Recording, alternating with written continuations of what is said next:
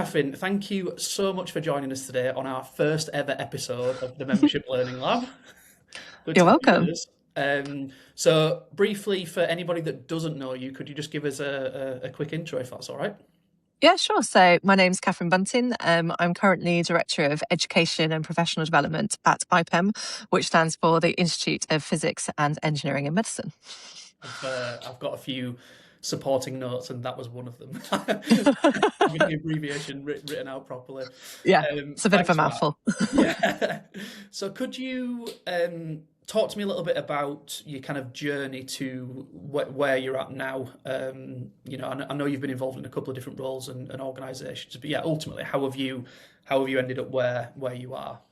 Yeah, sure. So I originally did a drama degree. So obviously that quite naturally leads to where I am. Yeah, of course. And when I left university, I knew that's not what I wanted to do. I had a wonderful time. I went to University of Manchester, wonderful city, wonderful course, but knew that's not what I wanted to do professionally. So I was a bit of a loose end after university. My dad had a contact at the Institute of Structural Engineers where they had some roles available in the membership team. And he said, look, just come and do this. You could do some process of application forms. You could work in the membership team here. So I applied and got the role and started working with the membership team there, doing their accreditation, looking at their CPD and doing their professional registration, and found I quite liked it. It was a world I didn't know about before. My dad was an engineer, so I sort of understood some of the bits. So was thrust into the world of professional engineering institutions, learning all about wonderful world of academic accreditation, that people needed to do CPD, and sort of looking around them professional registrations and what that meant for people, particularly for engineers. And after a few years there, I sort of thought I could be in this world. I could perhaps progress and wanting to make that next managerial step. And iStruct was quite a small institute, and so there wasn't much room for growth. And I found that there was a managerial role up at the Institute of Engineering and Technology, so the IET, working within academic accreditation. So I hopped across to a different institute and stayed there, grew their academic accreditation over a number of years, had a couple of children along the way, and then did a few different roles within the IT over across a decade in looking at volunteer management, looking at across some governance, and finally ending up within professional development. So being in charge of their CPD and their course offering. And that's where I found that I was really sort of infused about what the offering was there. So being in charge of the CPD auditing process, in charge of the sort of courses that we wanted to offer our members, and aligning it alongside the competencies that the members needed to do within the professional development that they wanted to do for their careers, and that sort of whole life process. And then after that, again, the time has come to make the next step, and I was headhunted for the role I'm currently in at IPEM, and so it was making that to becoming a director. And so now I'm looking after a whole suite of things. So you've got events, the CPD, the professional registration, which for IPEM is with Engineering Council, Science Council, the Register of Clinical technologists, and also looking at the training schemes that we offer for our also sort of that sort of early career step to also get into things, and then also just sort of looking at how that all ties together for professional development. And one of the things that we've recently done, I devised that we had all these different competency frameworks, and so to make it easier for our members, I sort of put them together as an IPEM framework, so that regardless of whether you're working towards professional registration or whether you're just sort of the early stages of your career, it's easy to see what professional development means for you. So we've got 5 categories across different things that you can look for and say, for my CPD, that makes sense for me. And that's all built together and comes together for our learning management system that we've put together, and we worked with Titus towards the last couple of years to launch our learning management system that brings all of our learning management together. It's funny how you just kind of stumble into these roles, isn't it? And then you've Yeah. got this whole career on the on the back of Yeah. it. Yeah, it was just a slight sort of suggestion from my dad's, like, Yeah, oh, you could do that. And then my career's just sort of progressed from there. yeah, But I really enjoy it and I'm really passionate about it. And it's something that's, just sparks joy, to use that sort of phrase. yeah. I love it. I think a few of us have got a similar kind of inception story of parental guidance and then just kind of stumbling into something and just somehow Yeah, making it work. You've absolutely. mentioned CPD specifically a few times there, and we'll Yeah. absolutely talk about CPD later on in the conversation. One thing I'd like to understand a bit more on, hear a bit more around, is how you think professional bodies, membership organisations have evolved over the last 5, 10 years. Again, we'll talk about the future later on in the session, but yeah, just given the experience that you've got, be interesting to understand what it looked like versus what it currently looks like. I think certainly when I started, there obviously was. I think things were very sort of rigid in the way that things worked. It was very much we have a process and we're going to follow that process. There were events and there were courses, but very few courses, and generally it was all sort of run this way because we've run it this way for a number of years. And I think that was across most of the institutions that I've worked with. Certainly I think things were beginning to change before COVID, but then COVID was obviously this catalyst across all sorts of sectors, not just membership bodies, that sort of kick-started, excuse me, it kick-started that wanting to deliver things in a different way and needing to deliver stuff in a different way. Obviously the technology changed. People needed to not become face to face. So obviously to deliver any sort of content in terms of networking or courses, we were forced to do that for an online capacity. So that changed in terms of how we were meeting with our members, how we were delivering learning content, and how we were having to respond to things from CPD. So we were forced to sort of kickstart all of that from a learning perspective. And then I think because that was sort of forced, it was then sort of looked at how we maintained those avenues post COVID, and how that was then sort of looked at what the positives of that were and carrying those forward after sort of 2020, 2021, and then opening up the face-to-face stuff, because obviously that is a benefit, meeting and networking with people. There is something that's really different from that, and being in a room with people and sparking that sort of conversation, you're not going to get that from a conference online. There is a different sort of thing from that, but it's not to take away from the fact that particularly in our sector we work a lot with people who are working with the NHS, or within any places there might be people that can't take time off work to spend a whole day at a conference, but they might be able to spend half a day if they're able to do it online. So it's making the best of both of those worlds. And I think over the last 5 years, certainly, we sort of learned those lessons, and the technology has developed so much within that time as well to allow for the sort of hybridness of those events, and certainly being able to deliver a hybrid program. And from that, I mean a mixture of face-to-face events, online events, blended learning, and all of those things to really make sure that you're offering a variety of stuff to your members to really meet the needs of as many people as possible. I mean, in an ideal world, if money wasn't an object, and obviously, unfortunately for membership organisations, that's not always the case, but if money wasn't an object, you'd have a full programme that had things that some of them were face-to-face, some of them were online, some of them were blended learning, and you could deliver all of them across all of those platforms. That's not going to be possible, but it's about learning and talking to your members and understanding which things work best face to face, which things work best in an online sort of speaking to people like this, and which things work best as a blended learning, and adapting your program accordingly so that you're making the best sustainable decisions, so that you're looking after your resources, but also you're choosing the best programs and best content to suit those deliverables. Yeah, okay. I wasn't expected to go down the COVID route, to be honest, but obviously from our perspective, it was a huge kind of growth accelerator. Everybody Absolutely. needed something, and they needed it yesterday as Yeah. well. You've mentioned there a few kind of positive outcomes of an awful period that we all went through. Are there any, I wonder, hangovers that kind of COVID might have left you with, that ways of working that you kind of didn't operate under before, that are still there and are kind of still around, I guess. I mean, from our perspective, I think there's this difficulty in detaching from work. Through that period, we had nothing else to do, right? And we just worked. Everybody became flat out. And obviously, I speak to a ton of different people, and everybody's busy still. Like, is there anything in the member world that you think has been left as a bit of a hangover from COVID, alongside all of the positives that you mentioned? I think one of the things that's that's been tricky since then, and there's been various surveys from this. I think the NVCO, who look after volunteers nationally and do various surveys on it, is that the way in which people want to volunteer has drastically changed post-COVID. Previous to that, you could sort of look for volunteering and you'd say, well, this volunteer role is across 3 years. You'd be expected to do this many days per year. You'd do some face-to-face and then this online, etc.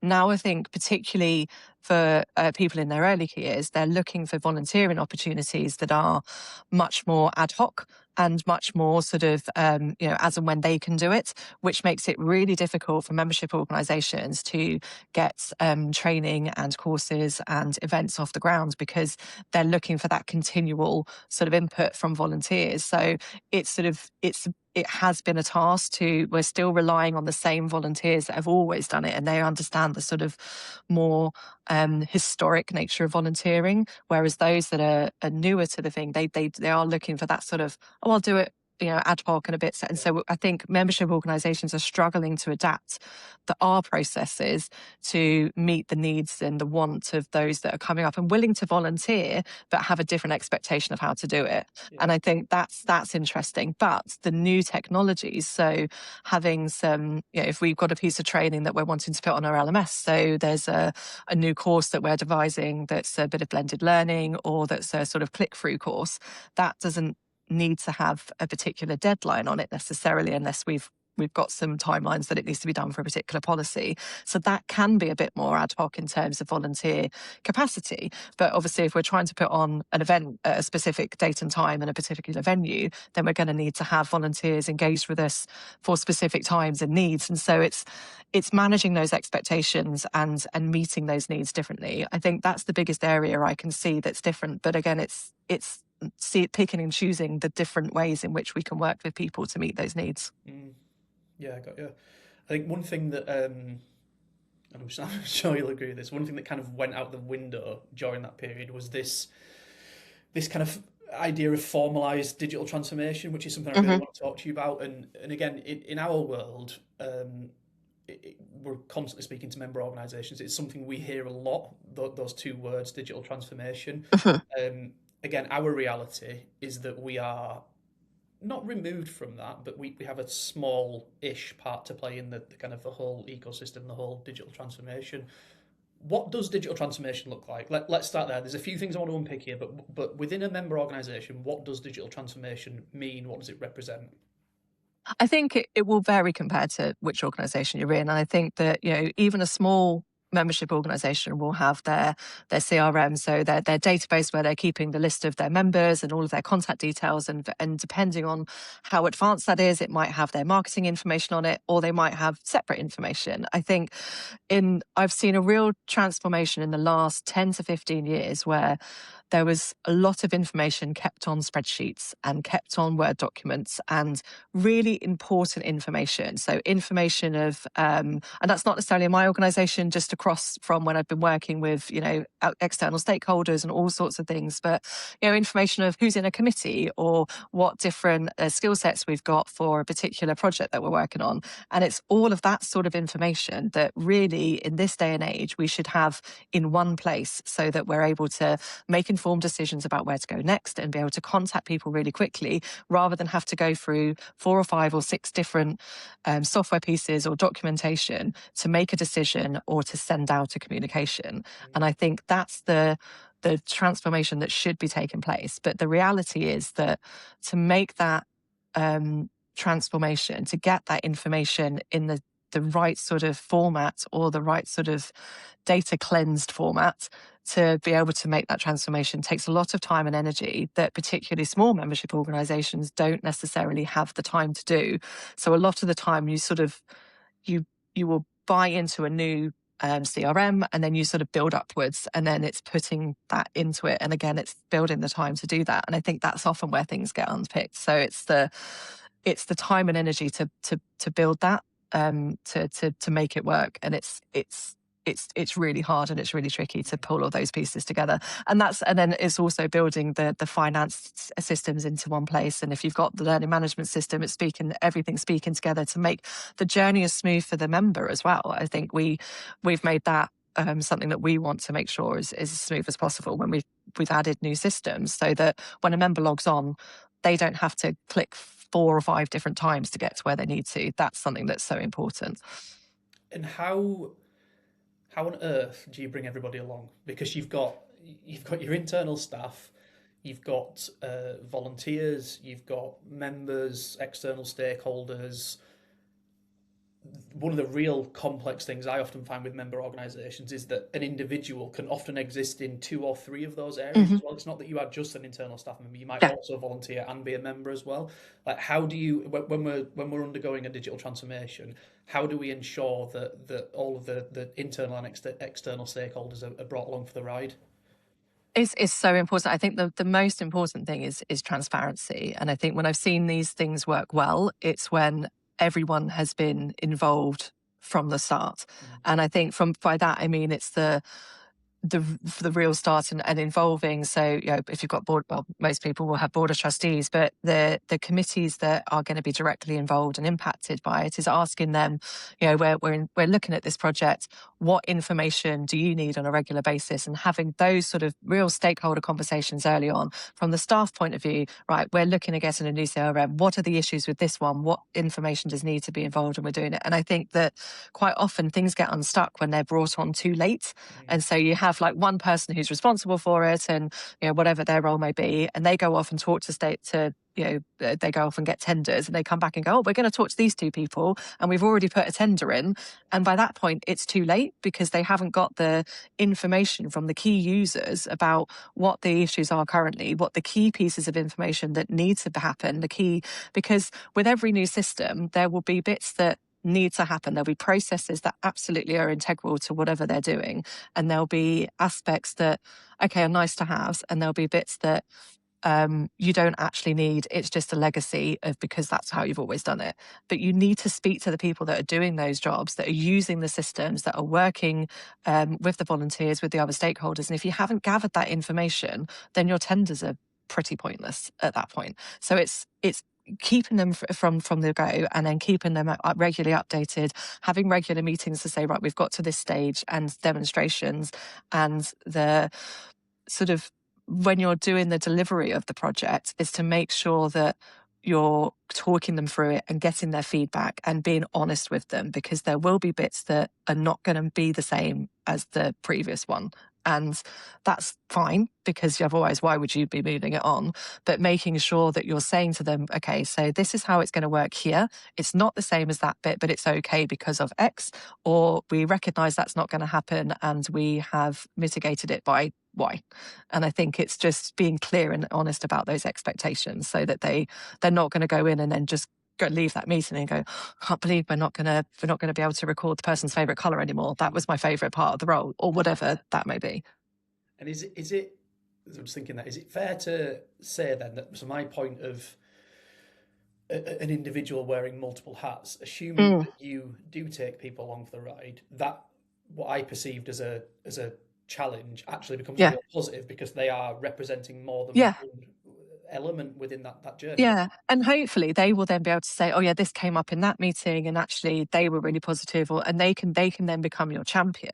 Mm. And it's not, and I've seen it before in, in larger organizations, when you do have people that are across several areas, they can then become almost either labeled that or just by default champions of the process, and they can help you facilitate what's happening. And I think that's quite important as well. And this is it's a big broad question, I guess, but how do you ultimately, you've mentioned that all the planning that you go through, stakeholder engagement, formal RFP tendering processes, we fast forward and the digital transformation is done. How do you go about measuring the success of the transformation? What does that actually look like? I guess it's continual, right? But how do you Yeah. gauge its outcomes? I think that will depend on the individual organization, because every organization will have a purpose or a reason for why they're going for it. To start with, they might have decided that they need this because they weren't able to track members retention rates, or they might do it because they weren't able to join up the business financial aspects to their CRM. And so there will be reasons for doing it. And I think if you understand your reason and your purpose for doing it, then you will be able to understand the success rate and the impact as to what the purpose was. So it will, depending on why you wanted to do it in the first place, then you can work out what your measures will be to measure the success. Yeah, okay. One thing we always, talking about the membership world, we always see within that digital transformation piece is something you mentioned earlier a couple of times, is CPD. And I guess I'd like to move on to that and chat about CPD now. How do we get to a point, or from a point of we're ticking a box, it's compliance based CPD, to genuinely meaningful, impactful CPD, again, given the different kind of stakeholders that you have? I think it's really difficult. I mean, one of the things that I've always tried to advocate for is that CPD is something that everybody should be doing, and I think when I've taken on new roles, it's understanding what the membership are wanting, and I think it's that real balance between what they're wanting and what they're needing. So most of the time for a membership organisation, there will be some sort of professionalism that the membership organisation needs to advocate for. So it's understanding that in terms of whether they've got a competency framework, whether there's a registration attached to it, or whether there's just an overall sort of career ladder that they need to work towards. And that's kind of your basis as to how the CPD can be sort of wrung out to form. So if you've got a competency framework, then that's easy to attach stuff to the CPD, to that competency framework. But it's also to listen to the membership organisation, because although there might be a competency framework, they might say, actually, in this sector at the moment, we're really struggling. There's a new policy that's come in. It's not attached to the competency framework, but we're really struggling to understand this new health and safety regulation. And then you could say, okay, well, we can look to deliver some training on that, or we could get some networking together for you to discuss it. And so it's listening to what the need is, seeing what the standard is that they can look for, and also I think it's understanding that just because one member says that actually we really need this, is to make sure that you don't just jump on that, because sometimes it might just be that one member. And it's not to say that that's not valid, but obviously resources are not infinite for membership organisations. So it might be to sort of guide where that one member could look for that type of CPD on their own, so that you need to be able to provide stuff for a group of people rather than just one, unfortunately. But it's to encourage them to look for a whole host of things rather than just doing one thing, and to provide that sort of career stretch of things. So it's great if there's a competency framework, but if there isn't one, look for how you can create that career sort of ladder for your members, and think about, for a typical member, what does their career look like, and therefore what would the type of CPD that you would need to provide them look like, and think about planning your program suitably towards that. Yeah, brilliant. So you mentioned there, again, this kind of common theme of bringing people along for the journey. Within your experience in member organisations, have you seen, both from the members themselves and from an organisational perspective, have you seen a shift in expectations around CPD, what I'm receiving, what I'm expected, the quality of content that we're delivering, the guidance that we provide? Like, has there been a shift, or has it always been as is? I think there's, in the last sort of 10 years, there's been more of an expectation that for membership organisations, there would be more provided. And I think that's more with cost of living and that side of thing. If you're paying a membership fee, I should get something for my money. And I think that's something that a lot of organisations are seeing. So the more sort of member benefit side of stuff, people are expecting more for that. So things like having an LMS and being able to put some member benefits on there is something that is quite an advocate. But I think the quality of content really varies depending on the sector, and even within the sector, depending on the individual's sort of role within that. I think the time in which people, you were referring to earlier about people having less time post-COVID and because they're so rushed. I think that has certainly changed. The if you look at national statistics that are available, the amount of time people spend on their own individual learning has decreased in the last sort of 5 to 6 years. So it's not to say people aren't doing CPD, because CPD, it's not to forget, encompasses stuff that's sort of self-directed learning. It encompasses mentoring and coaching and those sorts of things. But in terms of attending courses or conferences, and that type of CPD has decreased. So it's the fight to prove to people that it's still relevant and it's still necessary for their role. That's something that is more of a challenge for membership organisations, I think, in the last few years. Does it feel like a fight? Does it feel like there's significant resistance there?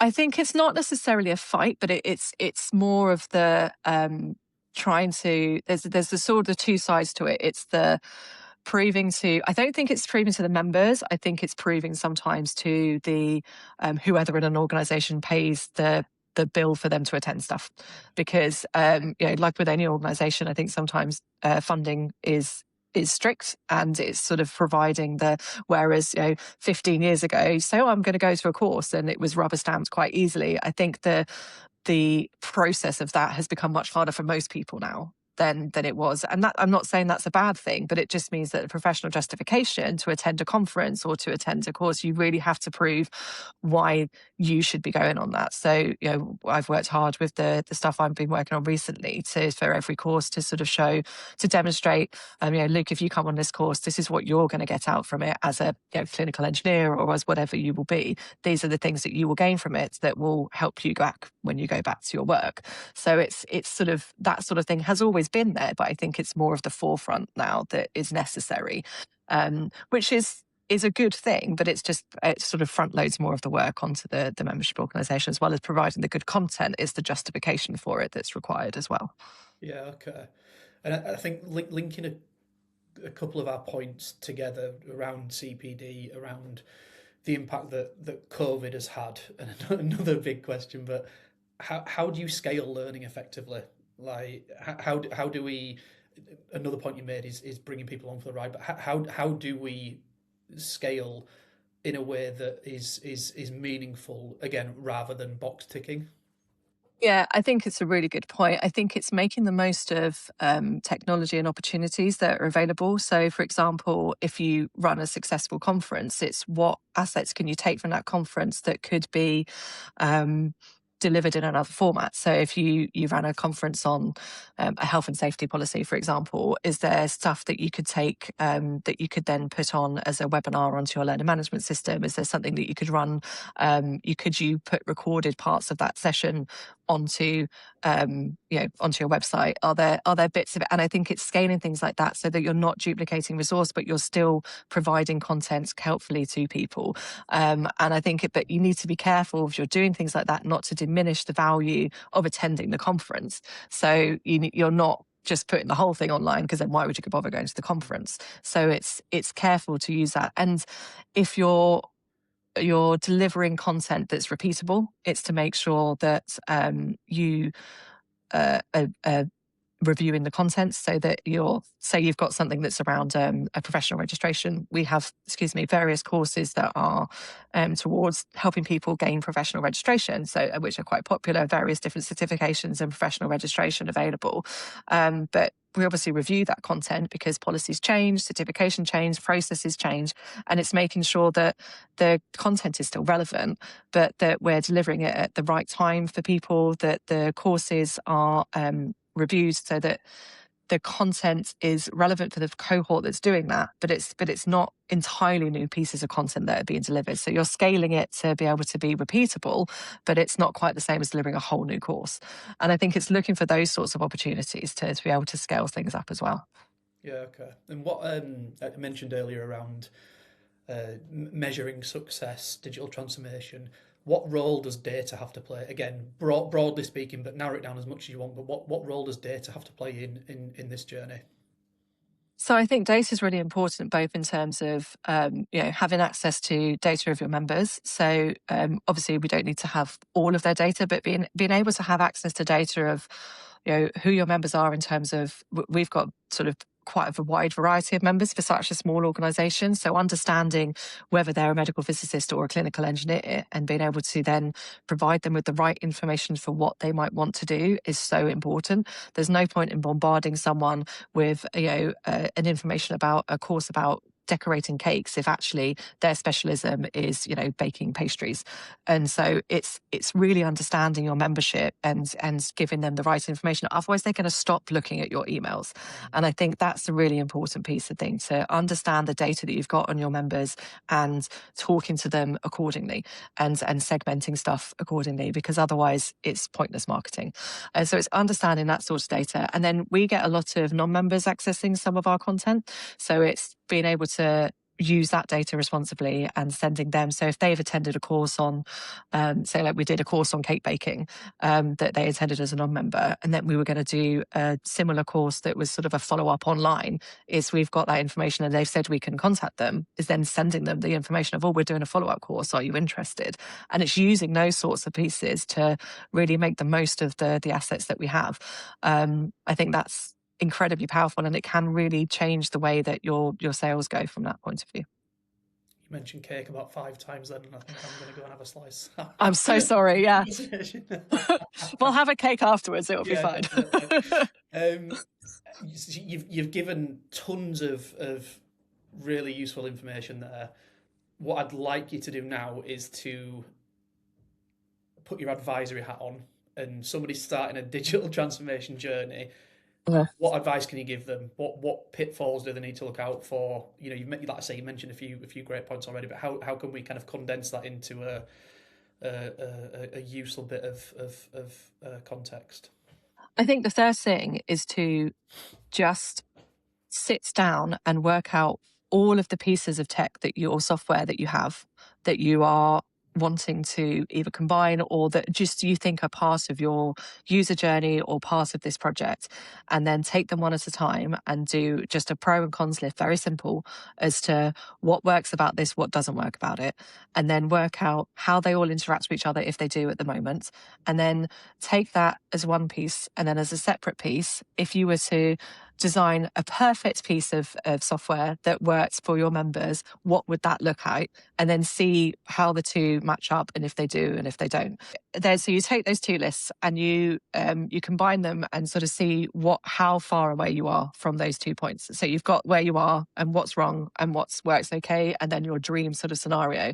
I will be very honest, no one's going to reach their dream scenario, because as far as we have come with technology, that doesn't quite exist yet. However, it's worth sort of knowing what you want to get to and see, and doing that thought process will help you work out what your pitfalls are and where you want to achieve, and also crucially what's important for you, because by doing that sort of working out everything, you'll work out what your priorities are, and then that process will help you to then go in towards writing a tender eventually. But it's just the sort of those two things are your starting blocks. So useful, thank you for that. I'm going to look to the future in a second. I think my last question about the here and now. Is there a kind of legacy mindset that you think membership organisations should be looking to move away from?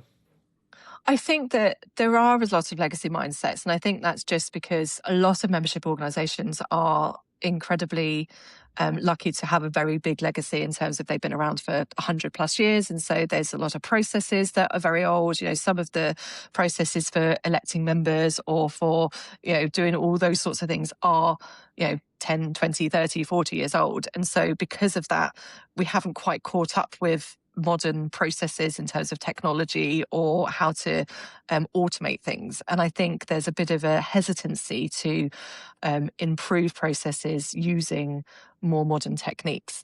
Obviously, you want to make sure that you're approving things through the right way in terms of that people have the right qualifications and that side of stuff. But there is still a bit of a hesitancy to embrace technology alongside these things sometimes. And I think that could be something that could be improved. Yeah, I think it's a really fair point. We had, I don't know if you've seen it yet, but MemberWise have just released their latest annual report, and we were fortunate enough to be invited to a kind of supplier's version of that this week, and there were some really interesting points that it backs up what you've said. I think there's a we're seeing a move in the right direction, Yeah. and that move seems to be quite steady. But we are seeing that kind of move in the right direction of adopting technology, integrating technology. I think is something that we're seeing a much faster shift in now as well. And again, that's something Yeah. you've experienced firsthand, right? Yeah, absolutely. And I think being able to, people are much more happy to, do council meetings online now. I mean, that was something that would have been unthought of, even 5, 6 years ago.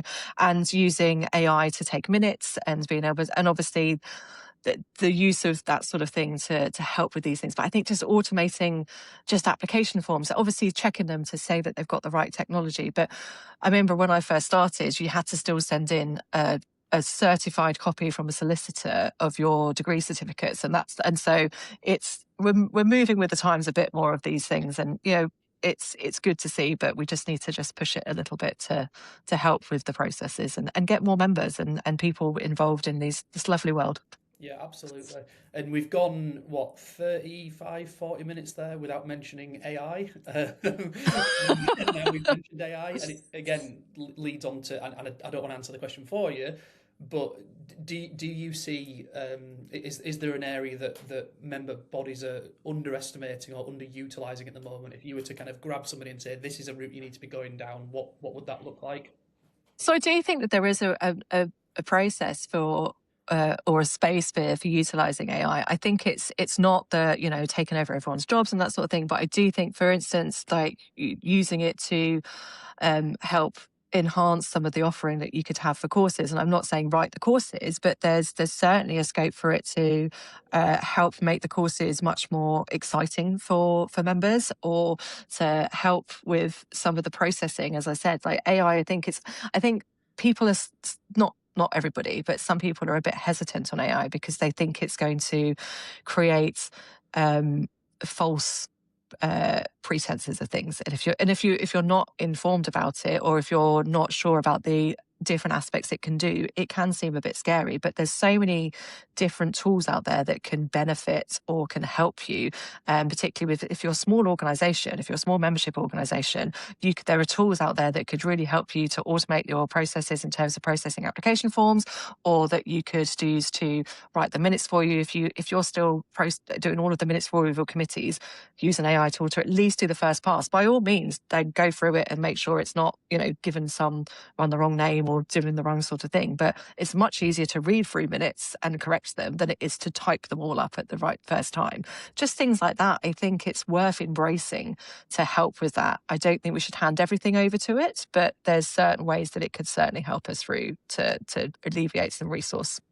And that handing everything over point's really valid because ultimately we're in control, right? We Yeah, decide, literally, you and I decide this is what I am willing to do using something yeah, like AI. This is something that I don't feel comfortable with or will be as yeah. effective as human interaction. Absolutely, and I think there's certain. I mean, I know we had a conversation recently, and someone thought that we were saying that we were going to get AI to write a course, and I said no, we were going to get them to basically look at I think asked them to write suggestions as to how to make it more interactive, which is a completely different thing. They weren't going to do anything with the content, and I wouldn't be so foolish as to say, like, get AI to write a course on anything that we were putting forward, because I think that still needs to be done by some experts in that area, personally. But I think there's that check stage that for me still needs to appear, but that still relieves a lot of resource if you're getting someone to do the starter for you. Mm. I was going to ask you about what does membership look like in 10 years, but I think that's, given that conversation we just had, it's too extreme. Like ten months is almost too much to ask. But what does Yeah. the future of member organisations look like, do you think? I don't think it's going to change as much as people think it will. I think that it there is still a need for membership organisations. I think there's still a place for them. I think that there's um, even I think today that people still value the input of member organisations. I think the networking is still really valid, and I think in some sectors it's growing in terms of particularly the early careers. It's interesting that they have come up a bit more. I think that what you will see a change of is why people are accessing membership organizations. And I think historically it has been more of a networking, like, oh, we're together because we're all working in this industry. Yes, I've got some professional registration, but this is like a club. Yay. And now I think it's more of a sort of, yes, there's the networking is there, but it's the sort of the wants to belong and the want to progress career, the wants to have someone to be on their side to help with policy changes and the need to do something for the good. And I think that they see membership in organizations is to help them with that. It's seen that sort of generational switch in terms of how that's perceived by people. So I think that's the shift that we're going to see in the next sort of 10, 15 years. And do you see any? It sounds like what you're saying there is that the expectation from members on organisations will increase and shift slightly. Do you see a not a reluctance from member organisations? How do member organisations adapt to that? In a world whereby we've got all these different hats that we wear, in a world whereby, from a funding perspective, member funding doesn't make, I think it's about 50% it makes up. How does a membership organisation respond to an increase in demand like that? I think it will be tricky because I think that a lot of membership organisations are still structured historically. And I think it's the anticipation of what's going to be needed. And I think it's going to have to be reflected in membership models in terms of how people pay for their membership. And I think what is going to be needed, and I don't know how many membership organisations are doing this already, but is a change in membership structure in terms of payment and different models, and so maybe different tiers or different membership structures, because currently it seems to be you're a member or you're a fellow or you're like a chartered member, and there's not really much wiggle room for you can pay directly. You can pay like direct debit or you can pay by invoice. There's not really a sort of, I want to be a member because I want to be in touch with this type of product, or I want to be a member because I want to be in touch with this type of product. Whereas if you're looking at, a Netflix subscription, you can pay for adverts or you can pay for no adverts. And there's different sort of, so if you look at somewhere like the National Trust, you can get different types of membership that would give you access to different types of things. And I think that we need to look at different types of membership that give you access to different types of things, so that will be a way of funding different services. And I guess back to an earlier point around the quality of content that an organisation is producing, that in itself is a new revenue stream, right? Because when I was listing all these, non-members weren't even on there, but there's such an opportunity with non-members purchasing directly through an organisation, and if we can provide high quality, engaging, interactive content, there's another revenue stream there, I guess, isn't there? Yeah, absolutely. And I think it's thinking about all of those things, and I think it's looking to the future now, because if you try and think about it in 5 years' time, then you'll be a bit behind. I don't think 5 years ago any of us would have predicted where we'd be right now. Absolutely not. Right, we're drawing to a close now, Catherine. So I just want to ask some quick fire questions to wrap us up. So, one thing that professional bodies should stop doing. I think they should stop assuming that they know all of the answers that their members are going to give. Love it. One investment worth making now.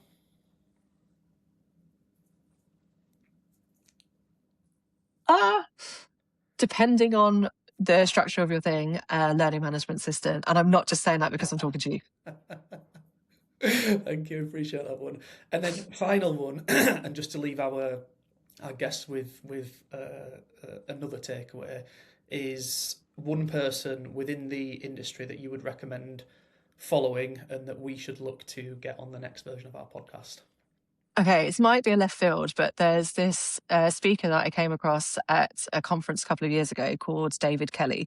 He is American, but he's a sort of L&D expert, and I think he's got a company called the Learning Guild, and he's sort of posts stuff on LinkedIn all of the time, and it's some really interesting sort of insights into the L&D sort of world, and he does a lot with membership organizations, and he's written some interesting sort of stats and stuff.